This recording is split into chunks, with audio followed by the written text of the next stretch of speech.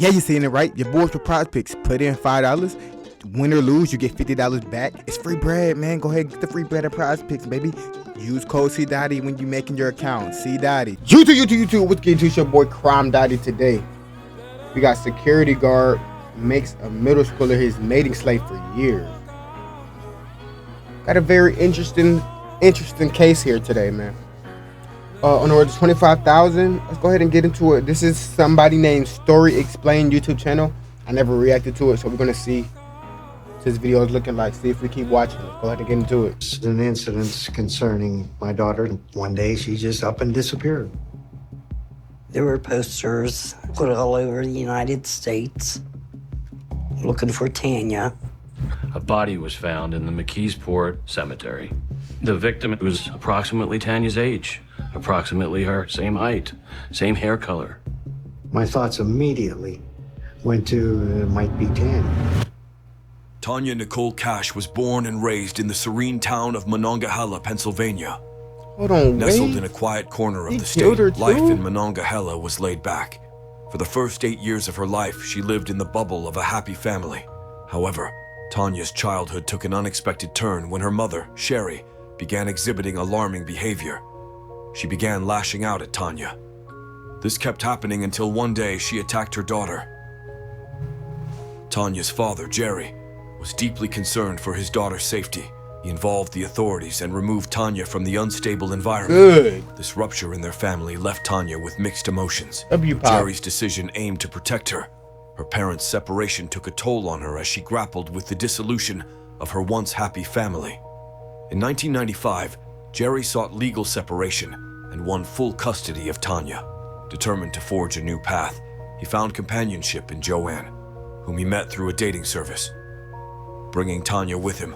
This was Tinder back in the day, was newspapers. Met through a dating service. Single, divorced with a child, looking for a companion, late 30s, looking for a man. How do you know who said this? Said this shit. Pennsylvania single, looking for love. McKeesport love. Nigga, like, send me a photo, PO. Give the nigga your mailbox or address. Bringing Tanya with him, Jerry decided to relocate and move closer to Joanne's area in McKeesport, Pennsylvania, seeking stability in a fresh environment. After dating for 6 months, Jerry and Joanne moved in together. Tanya's move to McKeesport brought a stark shift from the tranquil familiarity of Monongahela. The new place felt unsettling and depressing as it was full of crime. Transferring to Cornell Middle School only deepened her sense of isolation. Caught in this change, Tanya began spiraling down. She got herself entangled in a fight that resulted in a suspension, a consequence that her father and Joanne responded to by grounding her and revoking her phone privileges. These disciplinary actions, however, Why did she get in a fight, though? deepened her resentment toward authority figures. Her parents' divorce and the abrupt changes in I ain't her gonna life. lie, in my case, I gotta know what happened before I just get for them just to get in trouble for fighting, bro. Cause sometimes sometimes nigga, that's what you gotta do, my nigga. I ain't gonna lie, sometimes that's what you just gotta do. You gotta just beat a nigga ass. Life amplified this defiance, leaving her with no one to confide in. With her mother absent and a communication barrier with her father, Tanya struggled with her emotions. On February 10th, 1996, Tanya vanished from her home, leaving behind the pajamas she had worn the night before. Joanne searched for her, scouring the nearby area, but her efforts proved futile. This wasn't the first time Tanya disappeared from home. She had done it 3 times before whenever she got mad at her father and Joanne. During those 3 times, Jerry had promptly reported her as missing. Yet on those occasions, Tanya always found her way back home after a few hours. However, this time, Jerry made a difficult decision. He chose to wait, hoping that Tanya would return on her own as she had before. Only times Jerry had promptly reported her as missing. 5 Tanya disappeared from home. She had done it 3 times before whenever she got mad at her father and And the whole time it was the security guard. Joanne. Hold on. During those 3 times, He said when she got mad though. So Jerry had promptly reported her as missing. Yet on those occasions, Tanya always found her way back home after a few hours. However, this time, Jerry made a difficult decision. He chose to wait, hoping that Tanya would return on her own as she had before. Only after 4 days without any sign of her did the chilling realization sink in. prompting Jerry to report his daughter's disappearance to the McKeesport Nigga waited 4 days. Police Department. As days I stretched understand into why, an but agonizing like wait, 4 days. Tanya was still nowhere to be found. Their search for clues led Jerry and Joanne to Tanya's dresser, where they found a disturbing note. Its contents encouraged Tanya to do explicit acts to whoever wrote it, leaving Jerry and his partner worried. They weren't sure who wrote it, but Jerry had a suspicion. They had a neighbor down the street named Kevin Churchfield, to whom Tanya worked as a babysitter for his son. Jerry harbored a deep distrust for Churchfield, deeming him a questionable character. Furthering their suspicion was when they learned that the man had taken Tanya to dinner with only the two of them one night. Jerry suspected that Churchfield had written the note, so he immediately Took a little girl reported to it the dinner? police. Investigators uncovered that Tanya had reported Churchfield 2 months earlier for inappropriate advances. In her report, Tanya revealed that Churchfield pressured her into certain acts each time she babysat. What? Despite this, she continued to babysit for him, believing that life at home was more unbearable. What Jerry found particularly distressing was that Tanya had confided in a police officer associated with the school, but didn't share these traumatic experiences with him or Joanne. Even the authorities didn't contact Jerry for these reports. This left him grappling with the reality that he, as Tanya's father, was kept in the dark about such critical matters concerning his daughter's safety. As legal proceedings commenced against Churchfield, Tanya's absence from court dealt a significant blow. In this region, the presence of both accuser and accused was vital for the case to proceed. With Tanya missing, the accusations against Churchfield were dropped. Tanya's disappearance coinciding with Churchfield's court date. They just dropped it because she's missing? Like what? Oh, there should be more reason to stand on business, nigga. Raised alarm bells for the authorities. These suspicions were amplified when they discovered Churchfield's prior history involving violence. This prompted law enforcement to focus their attention on him. Churchfield consented to undergo a polygraph test. When asked directly if he killed Tanya, he vehemently denied it. However, Churchfield admitted to having a physical encounter with her. With this, the police thoroughly searched Churchfield's residence, yet their efforts yielded no evidence of Tanya's whereabouts or anything linking him to her disappearance. Without concrete evidence, the man couldn't be charged with a crime. This turn of events left the authorities frustrated, with no solid leads or tangible evidence to navigate Tanya's case. 6 months passed, and there was still no news of Tanya. During these days, Jerry drove around the area, hoping to see his daughter on the streets. Meanwhile, Joanne stumbled upon something significant in Tanya's bedroom, a locked diary, which she managed to unlock using a bobby pin. The diary opened a window into Tanya's world, revealing her perspective as an infatuated woman. The name Tom was mentioned a few times in her diary, indicating Tanya's keen interest in whoever that name belonged to. The discovery didn't end with Tom. Judy Sokol's name also appeared in the diary, hinting at a connection between her and the man. The police initially contacted Judy as Tanya's grandmother found a paper with her number in it. She was a hairdresser, and she told the police that she only recalled Tanya coming over to her house because it was cold. Who the hell is She gave her Tom? a jacket, which was the last time she had seen the missing woman. Sensing that Judy had more information about Tanya, the police Missing revisited woman? I thought it was a little girl. her home to seek information about Tom. Their inquiry led to them identifying Tom as Thomas Hose, a 38-year-old security guard. According to Judy, Tanya had harbored a crush on Hose and even penned a romantic letter to him. Upon investigation, the police discovered that Hose resided with his parents and was the head of security at Cornell Middle School. The police sought him out for questioning, and Hose Little ass girl be giving notes to a grown ass man, and he took that bitch in. was acknowledged receiving a She note gave it from to the Tanya, wrong nigga. but clarified that he promptly surrendered it to the school authorities. He vehemently denied any inappropriate interactions with Tanya. Despite their inquiries, Hose declined the police's request to search his home, excusing that his elderly parents were asleep.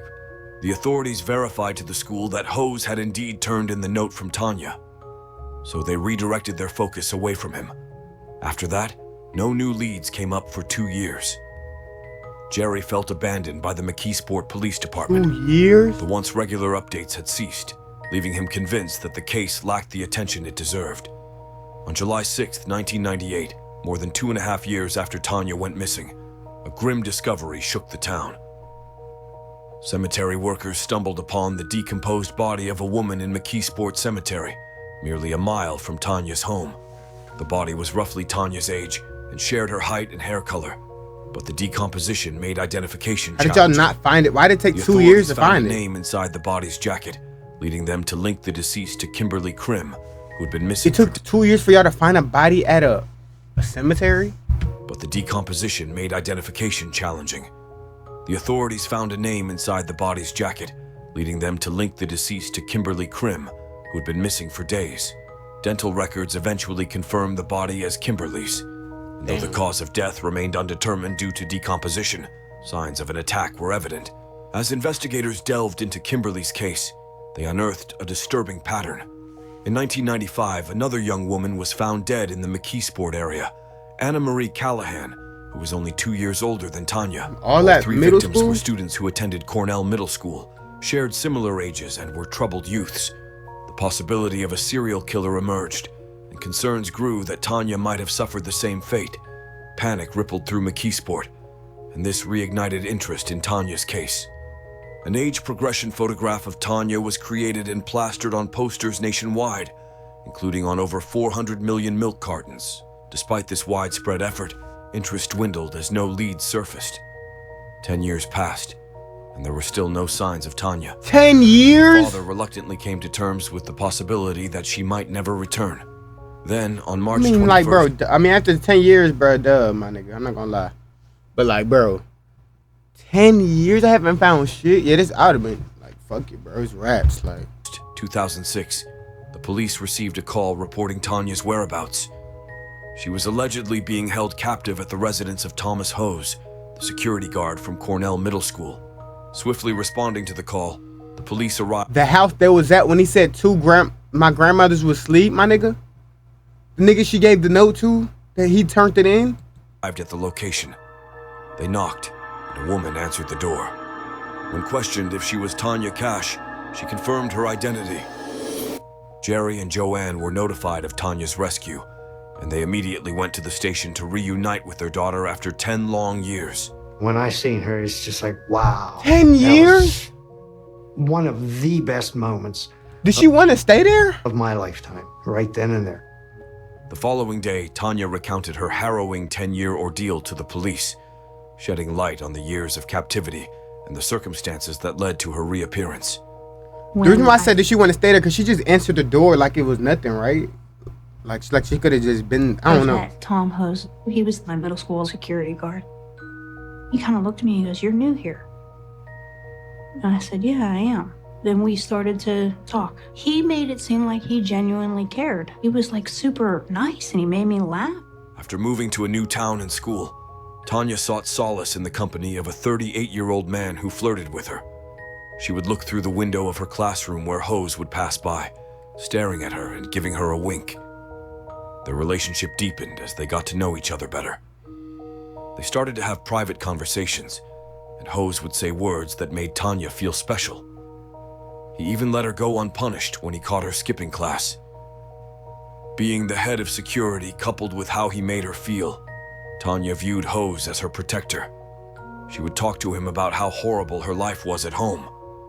She confided in him. And he told me I should leave and be with him forever. He would say, "I'm always gonna love you. I can take so much better care of you than your own parents ever could." It was January 1996 when Hose devised a plan for Tanya to leave. Following his instructions, she found herself at Judy's house, Hose's family friend. Judy actively supported Hose's efforts by giving Tanya a makeover and altering her hair color to aid in concealing her. Tanya stayed in Judy's house, where Hose regularly visited after work. Tanya felt a sense of fun and safety in the first month, believing that everything was finally improving. This all ended when one night Hose took her innocence. I felt horrible. I cried. Throughout her stay at Judy's, Hose relentlessly brainwashed Tanya, convincing her that returning home wasn't an option as her parents were angry at her for running away. As time passed, Judy decided she could no longer accommodate Tanya. Hose then brought her to his home, where Tanya's ordeal began. To evade detection by Hose's unaware parents, they had to sneak into his room discreetly. After she moved in, She immediately realized the gravity of her mistake. Hose wielded control over her through menacing threats, repeatedly warning that he would murder her and her family if she ever tried to leave. The fuck? This terrified Tanya, leading her to be manipulated into staying confined within the bedroom day and night. I willfully went to Tom's because he offered me such a better life, but it turned out to be captivity. For 4 agonizing years, Tanya was trapped in that room. I'm sorry, that's dumb, bro. She's Hose dumb. provided her with only a bucket for a bathroom. She would relieve herself and brush her teeth in that bucket. The room was shared with Hose's son, Justin, who was 2 years her junior. Justin would sleep on the floor in a sleeping bag. Tanya relied on hand-me-down clothing from Hose and his son. She sneaked out to wash her clothes in the kitchen sink whenever Hose's parents were not home. She endured hiding in a closet on 4 Christmas Eves as directed by Hose. Her existence hinged on silence as Hose threatened that if his elderly parents discovered her, he would throw her in a river. This constant fear for her life coerced Tanya into absolute obedience and compliance with Hose's Never commands. caught the cops, huh? Tanya's life slipped past her, missing significant milestones like her birthday, prom, and going to school. Over time, Hose manipulated Tanya's perception, repeatedly asserting that he had saved her life and sacrificed everything for her. These words led Tanya to believe that Hose was her protector. This psychological phenomenon, known as Stockholm Syndrome, caused her to empathize with her captor's intentions. In March 2000, after 4 years of captivity, Hose granted Tanya her first taste of freedom. He gave her a new identity, Nikki Diane Allen, and encouraged her to They venture had to have a outside, house phone. even giving her pocket money. Tanya was terrified as she hadn't left his bedroom confinement for so long. Hold on, say what? Nikki Diane Allen, and encouraged to freedom. After 4 years of captivity, Hose granted Tanya her first taste of freedom. He gave her a new identity, Nikki Diane Allen, and encouraged her to venture outside, even giving her pocket money. Tanya was terrified as she hadn't left his bedroom confinement for so long. Despite living near her father's house, Tanya felt incapable of returning home due to Hose's effective manipulation. As time progressed, Hose extended Tanya's privileges. She was introduced to Hose's parents as his girlfriend, and by the end of 2005, he granted her a weekly allowance. Because of this, Tanya became a regular at the corner store, JJ's Deli Mart. There, she developed a close bond with the shop owners, Joe Sparico and his family. They even offered her a job. For months of interacting with Joe and his family, Tanya observed how relationships should be. It sparked a realization within the victim, awakening her from years of manipulation by Hose. It took her 10 months to find the courage to disclose her true identity to Joe, revealing herself as the missing person sought by the police for a decade. And he's like, "Why are you crying?" Herself as So what? This supposed to be like how she's supposed to look or something? Like, what is this? Like, what is this? the missing person sought by the police for a decade. And he's like, "Why are you crying?" And I said, "My real name is Tanya Nicole Cash." It never really sat well with Joe how Tanya, 23 at the time, She just said her name is Tanya, and you're still calling her Tanya this whole time. was in a relationship with the Her name is 45-year-old Hose. Tanya. This led him to trust her words, so Joe took charge, advising her to return home while he handled the situation. Shortly after, the police arrived at Hose's residence. On March 21st, 2006, Tanya was finally free. Following the search warrant executed at Hose's residence, the police found evidence, a series of calendar books detailing the events during Tanya's decade-long captivity. These records showed the occurrences of violent conduct and specific acts Hose perpetrated. Tanya documented everything as her captor instructed. During the investigation, Hose's son, Justin, underwent questioning but was released after authorities determined he wasn't an accomplice in Tanya's captivity. Only Thomas Hose and Judy Sokol faced arrest. Yeah, about to say, based get on his the wife up evidence. out of there. On June 26, 2007, Hose pleaded guilty to holding Tanya captive for a decade, admitting to charges life. including intimate-related crimes. However, he wasn't charged with kidnapping as Tanya went to his residence willingly. Hose received a maximum 15-year prison sentence, with parole eligibility after 5 years. I mean, yeah, she did go willingly. For the rest of my But life. she held the, I don't know. He should have got life. Meanwhile, Judy was sentenced to 6 to 23 months in prison. She denied everything but pleaded no contest to reduce charges for aiding Hose in concealing Tanya. The investigation found that there was no connection between Hose and the two other victims, Anna Marie Callahan and Kimberly Krim. The case of these two women remained unsolved up to this day. After her reappearance, Tanya initially felt relief, but her joy was short-lived because Jerry and Joanne shifted the blame onto her, accusing her of causing her own abduction. Behind closed doors, things went downhill again. My dad started blaming me for what happened, saying you knew what you were doing. First, I believed her, but after I looked at the big picture, things just weren't adding up. I would like to hear Tom Hose's side of the story, because there are always three sides to every story. She can't catch His a side, break. her side, like- and the truth. Tom Hose may have psychologically trapped her. I believe some of it was his doing, but if she was that unhappy, why did she just not leave?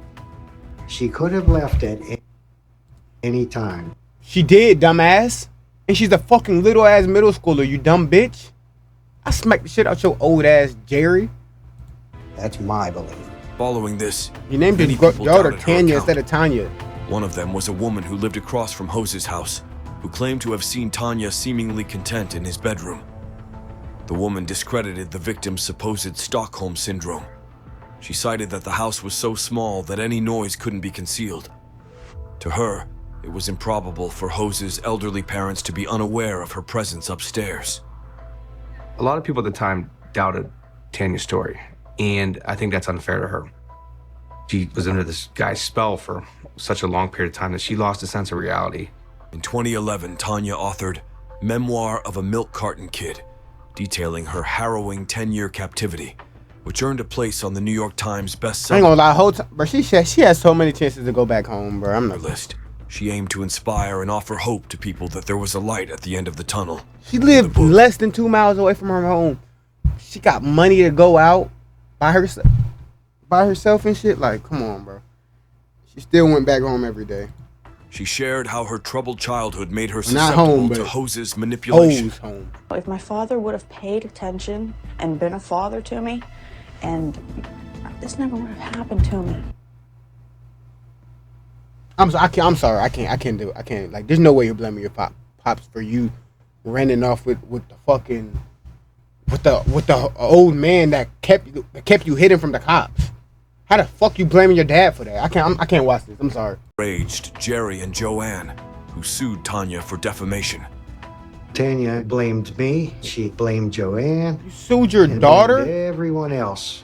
She had turned on every single one of us in that book. Making matters worse, Hose's release from prison in February 2022 terrified Tanya. He returned to the same house where he had held her captive, residing just 15 minutes away from where she lived. The Wow. mere prospect of meeting Hose again filled Tanya with terror and apprehension. Thomas Hose is now a free man after spending 15 years behind bars. He held Tanya Cash captive for a decade inside a McKeesport home. This nasty, horrible. Why are you still human over there 15 monster years of a later? person is getting out after what he has done. I'm scared that he might do it again. Tanya endured immense losses, not just a decade of her life, but also her ability to bear children due to the attacks she suffered. Despite this, she found strength through these sufferings. I had to have colostomy bag for a year. I have arthritis in my back. Properly, I was stuck in a room. I suffer from chronic migraines. I will always be psychologically damaged, but that doesn't mean I'm not strong. She began rebuilding her life and found happiness in marriage. She is now 42, a stepmother to 2 children, and a grandmother to 2 grandchildren. I went through the darkest times of my life. Look at me now. Through all of these years, though, I've become very. Yeah, I'm done. Yeah, not RP to her, but at least she survived, bro. I thought she was done. I ain't gonna lie, after 10 years, bro, I'm assuming she's done.